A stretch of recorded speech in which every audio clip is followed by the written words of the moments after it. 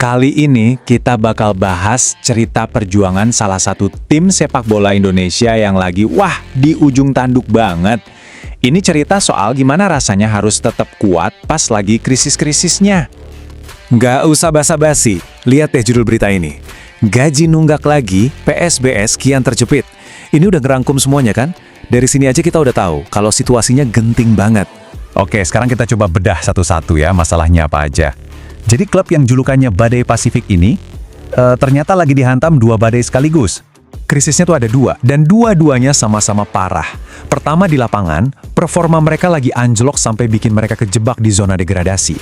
Terus yang kedua, di luar lapangan, dan ini yang lebih bikin nyesek, masalah duit. Gaji pemain kabarnya nunggak berbulan-bulan. Ini kan ngaruh banget ke semangat tim. Dan kalau kita lihat klasemen, ini benar-benar nunjukin situasinya segenting apa. Bayangin aja, dari 18 tim, PSBS Biak ada di posisi paling buncit, paling bawah. Dari 25 pertandingan, mereka baru bisa ngumpulin 18 poin. Wah, perjuangan buat selamat bakal berat banget sih. Nah sekarang, gimana sih kata orang yang ada di tengah-tengah semua ini?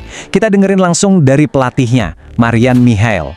Perspektif dia ngasih kita gambaran yang jelas banget soal apa yang sebenarnya terjadi di dalam tim. Poin pertama dari Mihail tuh ini, dia bilang, mau di luar sepandik apapun, tim pelatih dan para pemain tetap profesional. Latihan jalan terus, taktik disiapin, fisik dijaga, mereka tetap fokus sama kerjaan mereka di lapangan. Tapi di sini nih, dia ngebuat batasan yang jelas banget. Dia bilang, urusan teknis itu bagian dia. Tapi soal duit, soal motivasi finansial, itu ya masalahnya manajemen. Mereka lah yang harusnya cari solusi buat nyelesain tunggakan gaji biar pemain termotivasi. Kalian pikir masalahnya cuma itu? Tunggu dulu, ternyata situasinya jauh lebih rumit loh. Apa yang kita lihat sekarang tuh sebenarnya baru puncak gunung esnya aja buat PSBS Biak. Jadi harus dicatat ya, ini tuh bukan masalah yang baru kemarin sore kejadian. Keterlambatan gaji ini udah kayak penyakit kambuhan yang muncul berkali-kali dari awal musim. Pastinya ini ngegrogoti moral dan kepercayaan pemain pelan-pelan. Udah jatuh, ketimpa tangga pula. Di atas semua masalah tadi, ada satu lagi pukulan telak. Sanksi larangan transfer dari FIFA. Artinya apa? Mereka nggak boleh daftar pemain baru selama 3 periode transfer ke depan. Kebayangkan, mereka harus berjuang pakai skuad yang ada sekarang, nggak bisa nambah amunisi baru sama sekali. Tapi, oke, di tengah semua kabar buruk ini, ceritanya mulai sedikit berbalik. Masih ada harapan guys, masih ada satu kesempatan terakhir buat mereka bertahan. Dan semuanya bergantung sama angka ini, 9. Cuma 9 pertandingan sisa buat nentuin nasib PSBS Biak musim ini. Udah nggak ada lagi ruang buat bikin kesalahan sekecil apapun. Dan mentalitas mereka sekarang, keren banget, dirangkum sama pelatihnya sendiri.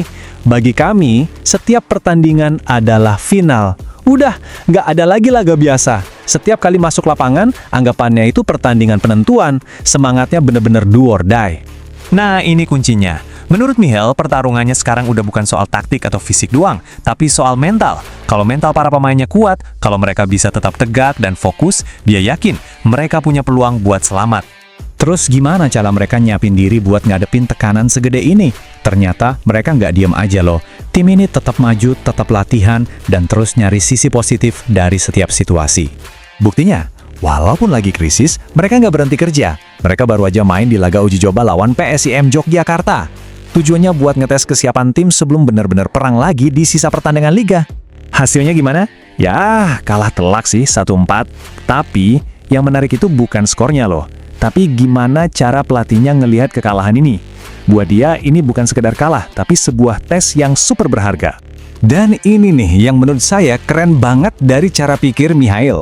Bahkan dari kekalahan segede itu, dia bisa nemuin hal-hal positif. Dia jadi bisa ngevaluasi hampir semua pemainnya. Dia nemu potensi di pemain muda kayak Tobias dan Hadi. Dan yang paling penting, pemain kuncinya, Mocin Hasan, udah balik dari cedera. Buat dia, ini semua adalah kemajuan. Jadi, kita akhiri dengan pertanyaan ini buat kita semua. Dengan semua masalah yang ada, duit seret, kena sanksi FIFA, posisi di dasar klasemen, kira-kira Badai Pasifik ini bakal mampu selamat dari degradasi gak ya? Jawabannya, ya kita lihat aja nanti di 9 laga final mereka.